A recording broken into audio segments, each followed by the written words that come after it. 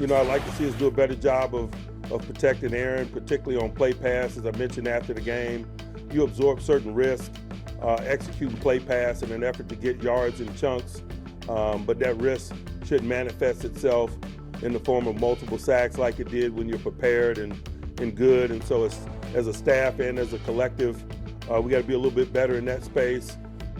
I mean, he still has to coach. Marcus Spears, fresh off Monday Night Football with us. Steelers reporter Brooke Pryor, Jeff Saturday, the offensive lineman in this group, to break this entire thing down. And Saturday, I'll start with you. Rodgers pressured 10 times, sacked 4, still had the 4 touchdowns. So when you look at it from that prism with what Mike Tomlin said, what do you make of his debut for the Steelers? I totally agree with Mike Tomlin. I think Aaron made the most of what the Jets did to him. I thought the Jets got way too aggressive and actually allowed the Steelers to get behind them. But it is not sustainable letting him get pressured 10 times and sacked 4 times. It's just not going to look that way week in and week out. So I think Tomlin understands. They took advantage of mismatches. They made plays, and Aaron made some plays. But at the end of the day, you got to keep a 40-plus-year-old man on vertical for 17 weeks. It's not going to happen letting him get hit as much as he did the other day. Yeah, and look, we're going to focus on the stats, but when you break down the film like the coach did, he's going to say, wait a second, this guy's not young. He's getting beat up a little bit. So, Brooke, that's the offensive side of the ball. We know in Pittsburgh, it's the defense, it's the defense, it's the defense. Except for they gave up 32 points to Justin Fields and the Jets. So how are they going to shore that up coming up in a week? Matt, it starts with the signing of Jabrill Peppers, which Mike Tomlin just disclosed to us on that podium. That's a byproduct of Deshaun Elliott, strong safety, exited last week's game with a knee injury. Tomlin already said that he is out this week against the Seahawks, but there's more to it than Deshaun Elliott's injury and Jabrill Peppers signing. Patrick Queen, another first-rounder. By the way, the Steelers defense now has 6 former first-rounders on it. But Patrick Queen said after the game that they played like absolute trash, and that if the defense kept playing like this, they were going to get their faces mashed in. Mike Tomlin doesn't want that. He said he doesn't think it's a scheme issue, that it's more about recognition and communication. So that's something that they're going to work to shore up this week in practice. Yeah, and this isn't to slight Justin Fields at all, Marcus Spears, but I don't think anyone thought that this version of the Jets was going to come in there and score 32 points on the Steelers defense. It still has a lot of talent. So from your seat as a defensive guy, what did you make of it? They looked discombobulated. The defense did. They were not gap sound, which you have to be in the run game. And then, too, let's be real. Like, Justin adds an element to the game with his athleticism that puts defenses in harm's way. When they played it the right way, it looked really good. Like TJ smashing people in the backfield and making tackles for loss. I think they were surprised by the anticipatory throws that Justin Fields made. Yeah.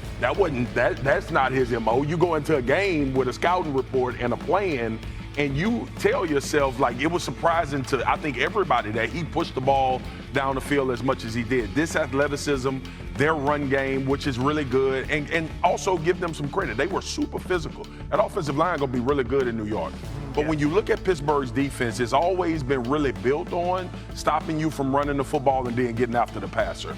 And that's the vein that they want to live in. And I say leaving this game, if Aaron can play like that, barring not getting the pressures and getting hit, I always thought if this was a 24-point game team, then this defense would be playing ahead, and that's when you let T.J. Watt go and you brought over Jalen Ramsey to be a ball-hawking guy.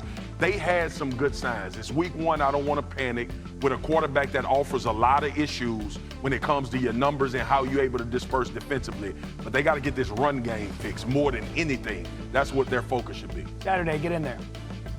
Yeah, and I think the other part that kind of goes undervalued is Fields was there last year. He saw a lot of that defense. It's not like, he's going in and has no idea what the Steelers are going to try to do to him. So, they had tape on him, obviously, him being there, but he had the same. And so he took full advantage of what the Steelers want to do. And when they did make mistakes, he made them pay. But if you, to Spears' point, man, you can't give up these rushing yards. Like that offensive line flat out got after him. I mean, the Jets O-line freaking got physical on him. If that's the one thing I would be the most nervous. You don't want to get out physical in week 1. That's when everybody's, their hats on, everybody's fired up. Right. That is not the way you want to start week 1. The irony in all of this, I don't think the Jets offense looked like that once when Aaron Rodgers was the quarterback. And then he was on the other side doing his thing.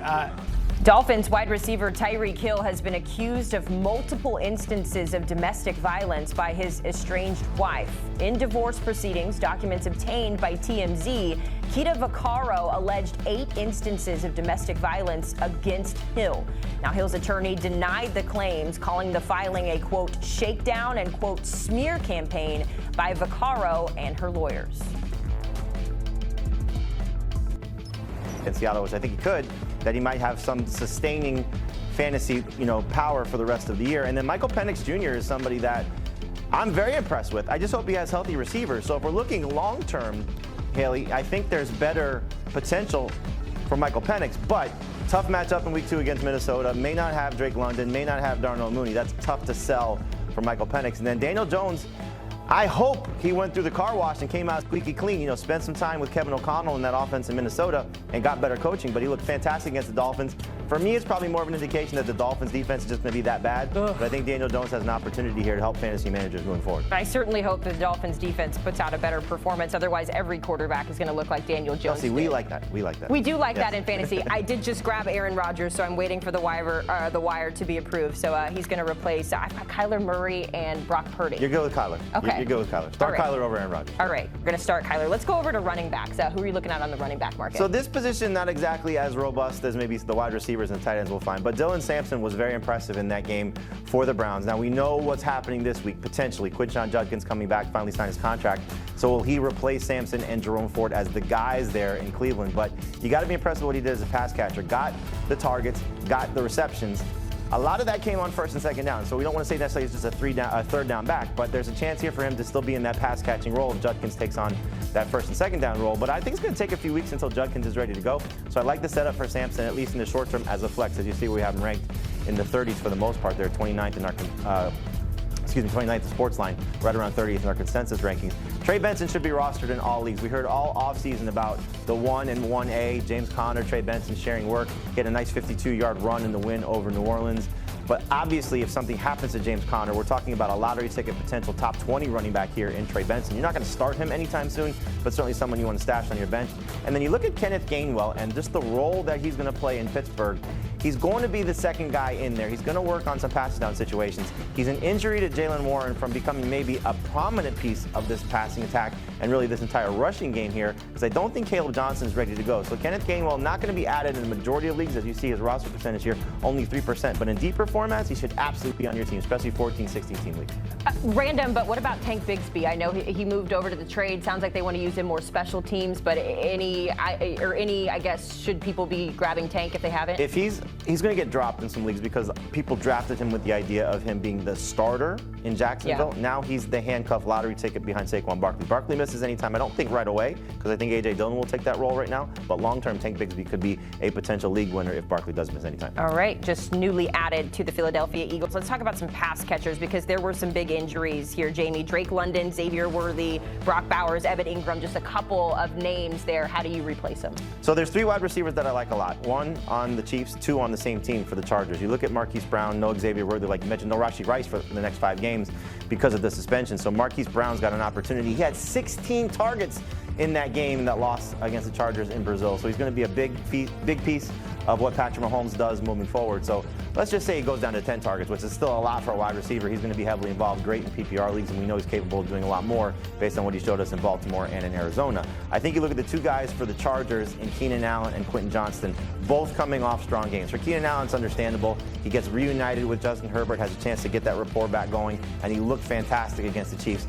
But Quentin Johnston, you go back to the end of last season, everybody thought he was going to be written off. They draft Trey Harris, they draft Lambert Smith, they bring in Mike Williams, they bring in Keenan Allen, and it's just still the Quentin Johnston opportunity is still there, not going away. So I like the setup for him. And then when you go to the tight end position, Haley, you're looking at a few guys that have a chance to make a lot of plays, building off what they did in week 1. Harold Fannin Jr. was unbelievable in college. 155 catches in 2024. He's going to be a big piece of what this Browns offense continues to look like. I don't know if he'll out-target David Njoku moving forward, but I like the opportunity to pick him up and see what happens heading into week 2 against Baltimore. Juwan Johnson played 99% of the snaps. I don't know what snap they took him off the field for, but he obviously is going to be a big big piece of what Spencer Rattler is looking for. Led the team, second on the team in targets behind Chris Olave. Great opportunity for him to build off another strong season last year. 5 of his last 7 games, 12 or more PPR points. And Jonnu Smith, I think everybody thought, myself included, he leaves Miami, goes to Pittsburgh. He's not going to be involved. Again, 6 targets, 5 catches, got the little pop pass for a touchdown on the 3-yard line there. So something that they're trying to manufacture, give him some work. We know Arthur Smith loves Jonnu Smith. So Jonnu Smith might still be a thing moving forward. Still Steelers looking for that second option in the passing game. I was able to snap Jonnu Smith in like round 9. I think he was still available and hanging out, so I have him in one of my leagues. That makes me feel good. Okay, so you gave us a lot of options to add on. Who are we dropping here after week 1? So if you're picking up guys like Aaron Rodgers and Michael Penix, you're probably dropping a quarterback, especially if you're trying to cycle through those number 2 quarterbacks. And I think you look at just the unfortunate play of C.J. Stroud and Tua Tagovailoa. What do they have in common? Bad offensive lines. And so I don't think they're going to get better anytime soon. Tough matchups moving forward. Not so much for Tua taking on the Patriots in week 2, but C.J. Stroud, just something you have to keep an eye on with him. Can he continue to build off what was, or can he rebound from what we saw last year, which was just a really, really poor season overall, second half of the season, especially once we saw some injuries to the receiving corps. And Tua right now just looks lost with the 3 turnovers, 2 interceptions, and the fumble. When you go to the running back position, it's time to just start to shed some of the guys at the end of your bench. One in particular for me, which I was very excited about, is Jerome Ford. But that was when we thought Quinshon Judkins not coming back anytime soon. Now that Judkins is back, Sampson looked like he did. Ford, somebody you can move on from. And at the wide receiver position, there's some big name guys that you probably could get away from. Rashad Bateman, just too many mouths to feed in the Baltimore offense. And Adam Thielen, just an unfortunate situation. We thought he needed to get off to a great start and maybe give you those 3 games of quality production until Jordan Addison comes back. Well, he had the bad game in week 1. I do like the next 2 matchups against Atlanta and Cincinnati, but he's somebody you can move on from as well. All right, so team trophy wife, sorry, Adam Thielen, you're out of there. We're making room for Aaron Rodgers to come in. Jamie, great stuff as always. Plenty more from our Fantasy Football Today crew. This team works around the clock 24/7 to bring you the latest news and notes like you just heard right now on CBS Sports HQ. For even more insight when it comes to the fantasy football aspect of the game, scan that QR code right now to get locked in. Of course, as we know, there are more than just adding and dropping players. You can also make a trade. Our guy, Dave Richards, sitting in the chair with some trades you need to make right now. And Dave is with me. All right, Dave, so I dropped Adam Thielen. I've got Aaron Rodgers, hopefully in the waiver wire. I'm not sure where I'm at in my queue here, but maybe if I'm wanting to make some trades here. Let's start with a player we want to get rid of. Who are we trading away? We want to trade away players who overperformed in week number 1, and maybe their value is a little bit inflated. So the name that came right at the top of my list was Zay Flowers of the Baltimore Ravens. We saw him with a huge game against Buffalo. It's not how the Ravens want to play football. They don't want to go and throw the ball 30-plus times a game. They want to run it, be balanced, lean on Derrick Henry a little bit. Not that they have a problem throwing. I mean, Lamar Jackson is an MVP candidate year in and year out, but Zay Flowers just way too flighty. If you can turn him into Tyler Warren in full PPR, I would do it. How about Rome Odunze? How about in non-PPR, DeAndre Swift or Bill?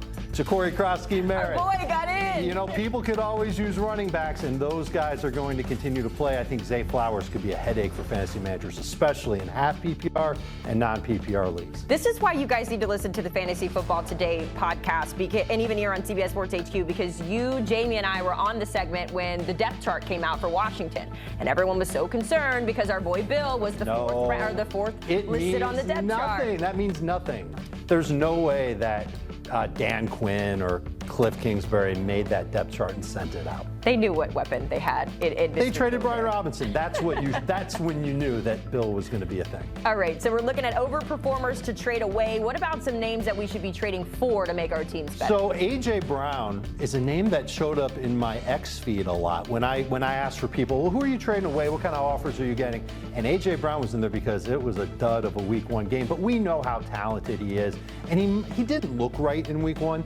I would imagine that at some point down the line he's going to look like himself. The schedule gets better for Philadelphia as we move forward. So there are 2 trades that I saw. I want to critique these trades. You can be a part of this. Okay. So one person said that they gave up Devontae Adams and Matthew Golden to get A.J. Brown. Ugh. I agree. Your That face says it all. thumbs down I for would me. you're right. That's too much for AJB. Listen to this one. Jalen Waddle and Rashid Shaheed for A.J. Brown. That's better. I feel like that's a steal. You're ripping yeah, somebody's that's what I was face gonna off. say. It's absolutely the deal that I would make to try and get A.J. Brown. I would take A.J. Brown over Garrett Wilson. I would take him over Sam Laporta, plus a wide receiver.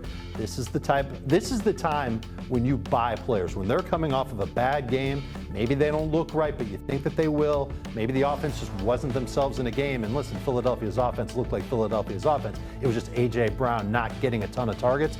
I think that's when you go and try and swipe up these players at a discount compared to where they were drafted at. I'm not going to lie, I was celebrating the fact that he only got the one target at the end of the game because it kept my Cowboys at least somewhat close. If only CeeDee Lamb could have caught those balls. All right, Dave, we certainly appreciate your time here on Fantasy Football, or talking Fantasy Football.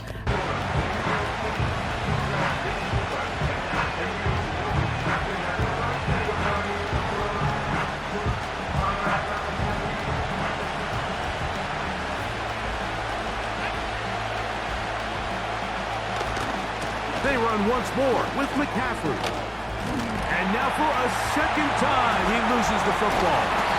And this is taken in by the defense.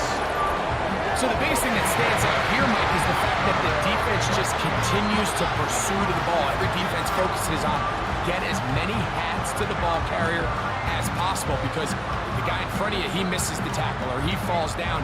You have to be there to make up for it, and the pursuit to the ball is not only how they're able to get him down, it's ultimately how they're able to take the ball away. The Chiefs offense ready for their first possession. And remember now, all turnovers must be reviewed by replay. So this one is going to need a little closer look. At issue was the knee or any other body part except the hand down before the ball comes loose. And are the visuals convincing enough to overturn the call on the field?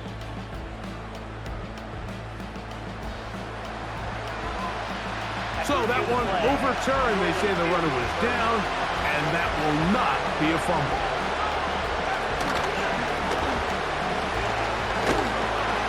And he's going to have a 49ers first down. They're able to convert on 3rd and short, picking up 4. I like the element of surprise here, Mike. It seemed like everyone was so keyed elsewhere on the play that nobody even gave a thought to him potentially getting the run. Didn't take him long to see he was going to be able to clearly pick up that first down. So they come to the line for first down and 10. Throwing from the gun is Purdy. Now a shot downfield for Samuel. And he's got another one. Deebo Samuel. Touchdown, 49ers. He has come alive after the break. His 3rd touchdown of the second half. And that is the hat trick. What a game. His 3rd touchdown reception of this one. And nothing they've done to slow him down has worked, Mike. This defense, they're throwing multiple guys at him. They're playing man, they're playing zone. It doesn't matter. This guy is having his way, and he's having a day. Extra point up and good from Moody. And the 49ers are back to within 7. It's 28-21.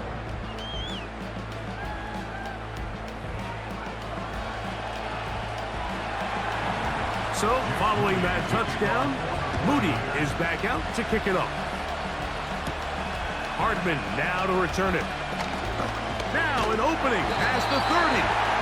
Good return here. Brings it up to the 33-yard line.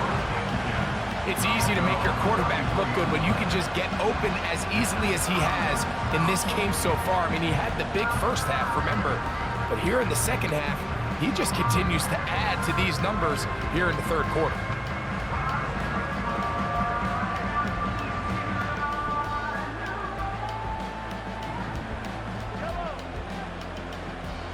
They put Kelsey in motion. Here's Patrick. He'll throw it on first down. Open man downfield. It's Rice. And he's down inside the 40-yard line.